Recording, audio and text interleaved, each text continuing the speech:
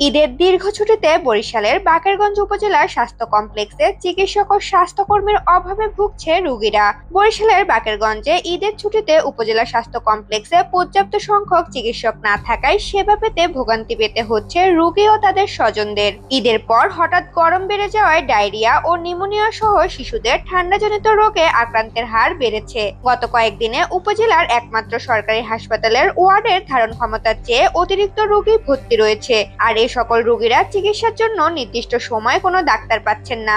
এছাড়াও এই উপজেলার প্রায় 6 লাখ মানুষের চিকিৎসা সেবার একমাত্র ভরসা সরকারি হাসপাতালের জরুরি বিভাগে সকাল থেকে লম্বা লাইন দেখা যায়। তার উপর নেই বসার ব্যবস্থা। গরমে অসুস্থ শিশুদের নিয়ে বিপাকে পড়েছেন অভিভাবকরা। কোরবানি ছুটির কারণে ডাক্তার কম, অনেক রোগী অসুস্থ রোগী হাসপাতালে আসছে, কারণ তারা চিকিৎসা ভালো দুইজন ডাক্তারের চিকিৎসা নিতে পারতেছে না। ছুটির কারণে ডাক্তার নাই, জায়গায় কম, দুইজন।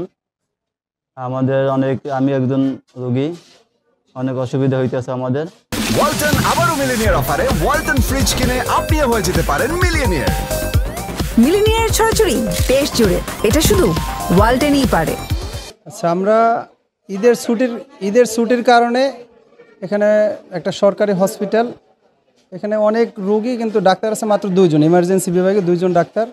আমরা অনেক রোগী নিয়ে খুবই ভোগান্তির ভিতরে আছি। 2 জন ডাক্তারে কভার করতে পারতেছে না। আমি আমার বাচ্চা নিয়ে আসছি, বাচ্চা অসুস্থতার কারণে।